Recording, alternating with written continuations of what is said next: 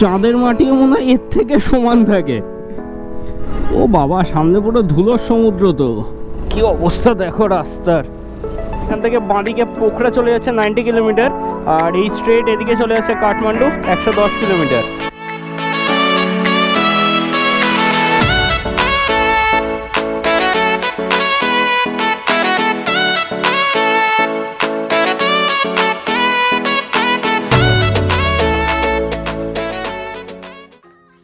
Good morning and good morning from Hetauda. এখন ঘড়িতে সময় হচ্ছে ঠিক 9:30। আমি ঘুম থেকে উঠে ফ্রেশন আপ হয়ে গেছি। এখন লাগেজপত্র গোছাবো আর বেরোবো। তার আগে বাইকের একটু কাজ রয়েছে, টায়ার প্রেশারটা আমাকে চেক করতে হবে। আর আজকে জার্নির ব্যাপারে ছোট্ট করে তোমাদের একটু বলে নিই। আজকে আমি এখন হেতৌডা থেকে যাব হচ্ছে পোখরা। সো গাইজ, এখন ঘড়িতে সময় হয়েছে 11:14 ইন্ডিয়ান টাইম আমি বলছি, নেপালি টাইম আরও 15 মিনিট এগিয়ে।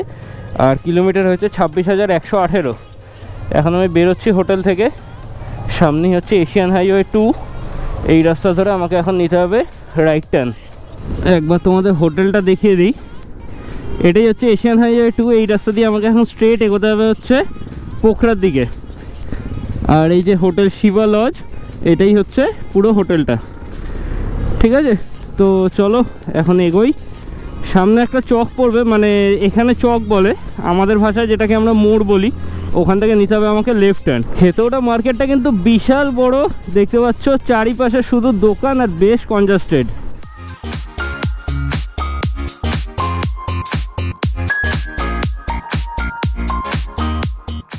আর সকালে তো আমার ব্রেকফাস্ট করা হয়নি, রুমে বিস্কুট ছিল, শুধু জল বিস্কুট খেয়ে এখন বেরিয়ে পড়েছি। রাস্তায় কোনো একটা রেস্টুরেন্ট দেখে দাঁড়িয়ে আমাকে খেতে হবে, গাড়িকেও খাওয়াতে হবে, যদিও 4টে টাকা এখনও রয়েছে। আর পোখরায় পৌঁছে আমাকে কিন্তু আগে মুক্তিনাথের জন্য পারমিট বানাতে হবে। তো সেটার কি প্রসেস রয়েছে, কত কী খরচাপাতি, কী কী ডকুমেন্টস লাগবে, সব ডিটেলস দেবো কিন্তু এই ব্লগেই। আর বিনা স্কিপ করে ভিডিওটা দেখতে থাকো, সেটা আর বলছি না। তার কারণ ঘরে বসে তোমরা নিজের ফোনে দেখতে হবে নেপালের বিউটি, সেটা মনে হয় না কেউ স্কিপ করবে বলে।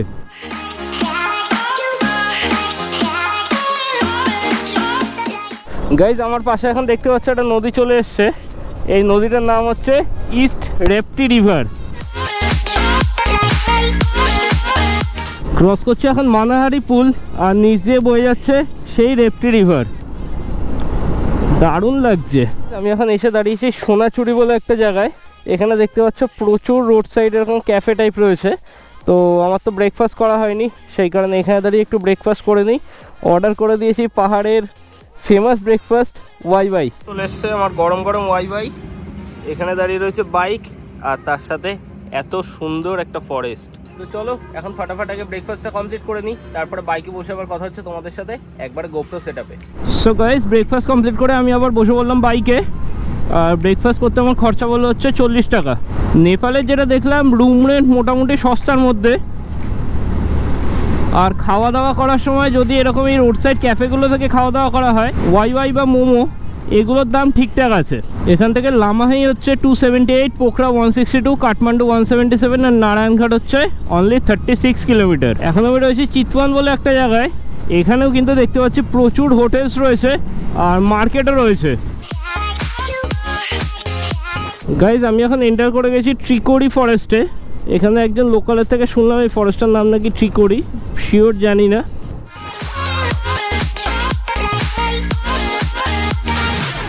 গাইজ, আমি কিন্তু এখন এন্টার করে গেছি নারায়ণঘাটে। আর রাস্তা এখানে দেখতে পাচ্ছ এত সুন্দর চওড়া, 2 লেনের প্রপার হাইওয়ে একদম।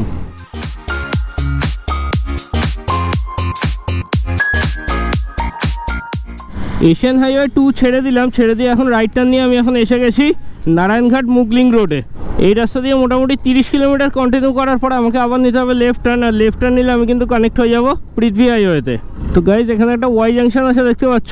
এখান থেকে ডান দিকের এই রাস্তাটা চলে যাবে সোজা পোখরার দিকে।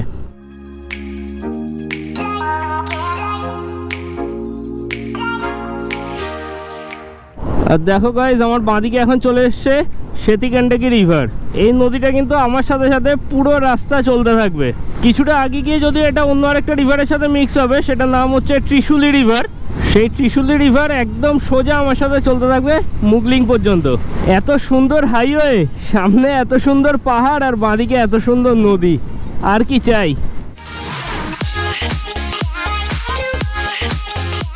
এখন আমার এই বাঁ পাশে যে রিভারটা তোমরা দেখছো এটার নাম কিন্তু এখন ত্রিশুলি। কিছুটা আগেই জাস্ট দেখলাম, কিন্তু ওখানটা দাঁড়ানোর অপশান ছিল না বলে আর দাঁড়াইনি। ওখানটা থেকে দুটো নদী দুদিকে কেটে গেল, বাঁদিকে চলে গেল সেতিকান্ডাকি রিভার, আর এই সাইডে চলে আসলো ত্রিশুলি। মুগলিকে পৌঁছে নিয়ে নিয়েছি ছোট্ট একটা মোমো ব্রেক। এখানে বাইকটা পার্ক করে দিয়েছি, আর চারিপাশের ভিউটা দেখো, পুরো পাহাড়। মানে মোমোর প্লেট হাতে নিয়ে দাঁড়িয়ে রয়েছে কি সুন্দর একটা জায়গায়, পুরো চারিদিকে পাহাড় আর সামনে দিয়ে বয়ে যাচ্ছে ত্রিশুলি রিভার। দারুণ জায়গাটা, দারুণ। মোমো স্টাফিংটা দেখো অন্য টাইপের, এটা কিন্তু চিকেন না, এটা হচ্ছে মাটন মোমো।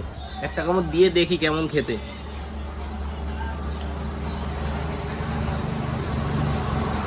ভালোই, ঝাল ঝাল এই চাটনিটা দিয়ে আরো ভালো লাগছে।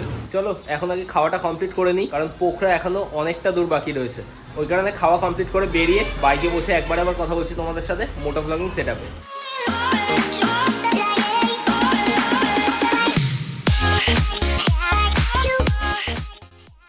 এইটা হচ্ছে মুগলিং বাজারে সেই মোড়টা, ওয়াই জাংশন। এখান থেকে বাঁদিকে পোখরা চলে যাচ্ছে 90 কিলোমিটার, আর এই স্ট্রেট এদিকে চলে যাচ্ছে কাঠমান্ডু 110 কিলোমিটার। আর বাঁদিকে পেয়ে গেছে একটা পেট্রোল পাম্প, এখান থেকে আমি কিন্তু রিফিলটা করে নেবো এখন। তো এই পেট্রোল পাম্পটায় পেট্রোল নেই, সেই কারণে বেরিয়ে যাচ্ছি। দেখি আগে কোনো পেট্রোল পাম্পে পেট্রোল পেলে ওখান থেকে রিফিল করে নেব। সামনে মনে হচ্ছে এটা কিছু একটা চেকপোস্ট রয়েছে, নাকি রাস্তায় কাজ চলছে বলে জ্যাম। হ্যাঁ, এখানটায় রাস্তায় কাজ চলছে, পুরো ল্যান্ডস্লাইড জোন। এখানটায় মনে হয় কিছুদিন আগে ল্যান্ডস্লাইড হয়েছে, সেই কারণে রাস্তাটা সমান করার কাজ করছে। কি অবস্থা দেখো রাস্তার।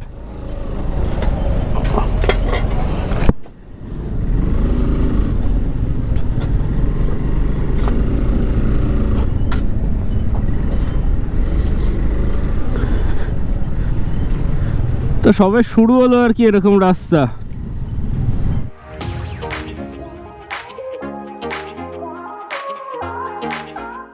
এই ব্রিজটার নাম হচ্ছে রুয়াখোলা ব্রিজ, আর এটা কিন্তু একটা জলবিদ্যুৎ কেন্দ্র। আর আমার ডান দিক দিয়ে এখন যে রিভারটা যাচ্ছে এটার নাম হচ্ছে দারাউদি রিভার। মুগলিংয়ে ত্রিশুলি রিভারটা চলে গেছে বাঁ দিকে, আর ডান দিকে এই যে নদীটা এসছে এটার নাম হচ্ছে দারাউদি। তো গাইজ আমি এখন এসে পৌঁছে গেছি আবু খৈরানি বলে একটা মার্কেটে। এখানে পেট্রোল পাম্পে পেট্রোল আছে, পেট্রোলের দাম হচ্ছে 171 টাকা 50 পয়সা নেপালি। ফুল কেটে দিয়েছে। হ্যাঁ, এখান থেকে একবারে গাড়িতে ফুল ট্যাঙ্কি করে নিলাম, আর ফুল ট্যাঙ্কি করতে আমার খরচা বললো হচ্ছে নেপালিতে 1450 টাকা। গাইজ দেখো শুরু হয়ে গেছে কিন্তু এখান থেকে অফরোডিং। এরকমভাবে পাহাড় পুরো কেটে 4 লেনের কাজ চলছে।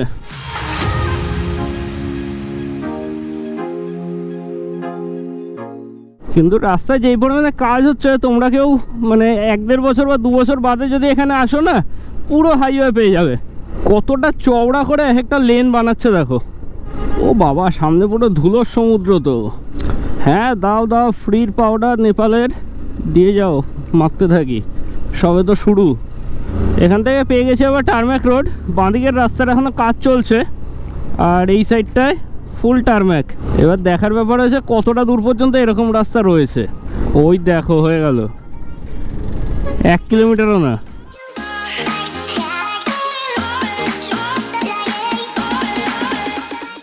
রাস্তার অবস্থা দেখো, যদিও এটা রাস্তা না, তো এখান দিয়ে সব গাড়ি যাচ্ছে, আমিও যাব এখান দিয়েই। বাবা, এ তো পরপর গাড়ি উঠেই যাচ্ছে, দাঁড়িয়ে লাভ নেই, বেরিয়ে যাই।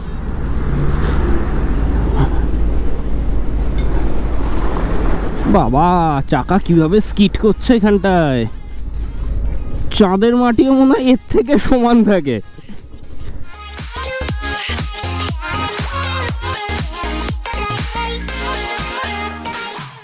এই জায়গাটা দেখো কিরকম ডেঞ্জারাস, গাছগুলো সব ঝুলছে মাথার ওপরে, সাথে এরকম বড় বড় পাথরও ঝুলছে মাথার ওপরে। আগে 10 থেকে 12 কিলোমিটার রাস্তা তো খুবই খারাপ ছিল, বাট এখন দেখতে পাচ্ছ এখন কিন্তু আবার পেয়ে গেছে একদম টারম্যাক রোড। মাঝখানে 100 মিটার 150 মিটার করে এরকম একটু খারাপ প্যাচ রয়েছে। এ তো থাকবেই, পাহাড়ে এসছি তো এইটুকু না থাকলে হয়।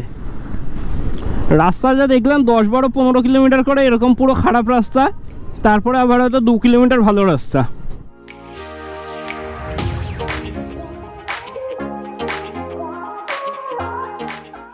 এখন দাঁড়িয়ে রয়েছি চিরকান বলে একটা জায়গায়, সামনে ল্যান্ডস্লাইড হয়েছে সেই কারণে রাস্তা বন্ধ হয়ে গেছে। এখানে দেখতে পাচ্ছ বাইকটা রাখা রয়েছে, আর সামনে আরও সব বাইক নিয়ে সবাই দাঁড়িয়ে রয়েছে। আর দূরে দেখা যাচ্ছে কিন্তু স্নোক্যাপ মাউন্টেন্স।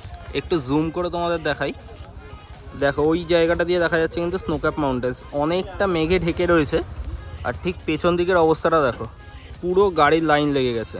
তো দেখা যাক কতক্ষণে রাস্তা ক্লিয়ার হয়, তারপরে আবার এগোবো পোখরার দিকে। এখনও বাকি 70 কিলোমিটার, আর যেতে সময় লাগবে মোটামুটি 2.5 থেকে 3 ঘন্টা। দেখা যাক এবার কতক্ষণে পৌঁছাতে পারি।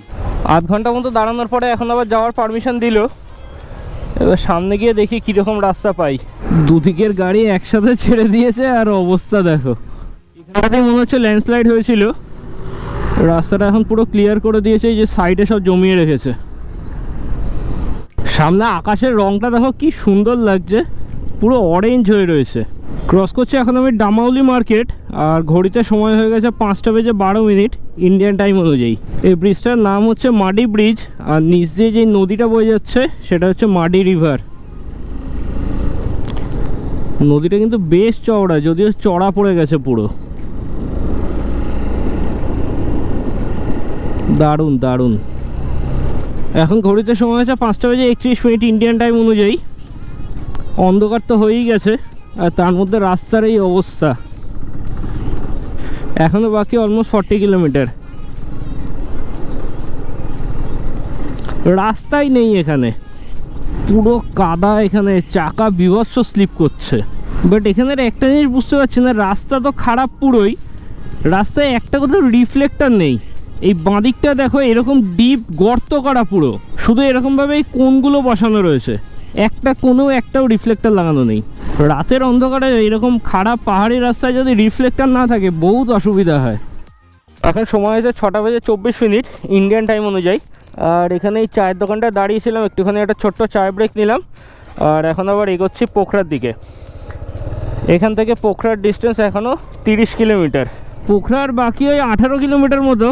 আর তার আগে রাস্তা এখন কিছুটা বেটার, খুব ভালো বলবো না, তবে যা রাস্তা দিয়ে এতক্ষণ ধরে আসলাম তার থেকে ফার বেটার। অ্যাটলিস্ট এখানটায় পিচ আছে, আনইভেন হলেও পিচ আছে। ওখানে তো কিছুই ছিল না, শুধু পাথর, কাদা, বালি, মাটি, জল, এইসবই। আমি এখন পোখরায় ঢুকে গেছি, শুধু পোখরার লেকের সাইডের কোনো একটা হোটেল নেব, তো সেই কারণেই আরও কিছুটা এগোচ্ছি আর কি।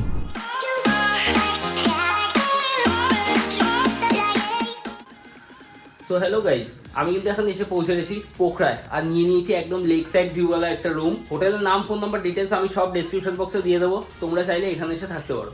চলো তার আগে একবার তোমাদের রুম ট্যুরটা দিয়ে নিই। আচ্ছা, রুমটা কিছুটা এরকম, এটা একটা ডবল বেড রয়েছে, আর এখানে একটা সিঙ্গেল বেড রয়েছে। আমি যেহেতু একা রয়েছি তো আমার এই একটাতেই কাজ হয়ে যাবে। আর রুমের অবস্থা এখন কিছুটা এরকম, ওটা একটু ইগনোর করো। এখানে একটা টেবিল রয়েছে, আর ওয়াশরুমটা কিছুটা এরকম, গিজারের ব্যবস্থা রয়েছে। আর আমাদের সব থেকে যেটা কাজে লাগে, বেড সাইড চার্জার, দুটো বেডের পাশেই চার্জার রয়েছে। আর চলো বাইরে গিয়ে একবার তোমাদের লেকের ভিউটা দেখিয়ে দিই। এটা দেখছো, এটা হচ্ছে কমন ডাইনিং প্লেস আছে, আর নিচে হচ্ছে এই যে রাস্তা, আর তার ঠিক অপোজিট সাইডে ওই যে অন্ধকার ছোট ছোট যে লাইটগুলো দেখা যাচ্ছে, ওইটা কিন্তু পুরো লেকের ওই পারের যে বিল্ডিংগুলো রয়েছে সেগুলো। আর একটু জুম করে তোমাদের দেখাই, এই হচ্ছে সেই নাগরদোলাটা। কালকে সকালে তোমাদেরকে দেখাবো লেকের ভিউ। রুমে এসে আমি আগে ফ্রেশন আপ হয়ে নিয়েছি, কারণ প্রচণ্ড গরম লাগছিল। এরকম বাজে রাস্তায় এতটা রাইড করে এসে একটু টায়ার্ড হয়ে গেছিলাম। এখন ফ্রেশন আপ হলাম, আর এখন যাব এই লেকের সাইডের যে মার্কেটগুলো রয়েছে সেটা পুরোটা ঘুরতে। বাট সেটা তোমাদের আজকের এই ব্লগে দেখাচ্ছি না, সেটা দেখাবো নেক্সট ব্লগে, কারণ আজকের এই ব্লগটা এমনি অনেকটা লেন্দি হয়ে গেছে। তো সেই কারণে আজকের এই ব্লগটা এন্ড করছি এখানেই। আজকের এই মোটো ব্লগিংটা তোমাদের কেমন লাগলো কমেন্ট করে কিন্তু অবশ্যই জানিও। যদি ভালো লাগে তাহলে একটা লাইক করে দিও, যদি বেশি ভালো লাগে তাহলে কিন্তু সবার সাথে শেয়ার করো। তো চলো আজকের মতো tata, take care and good bye from Pokhara.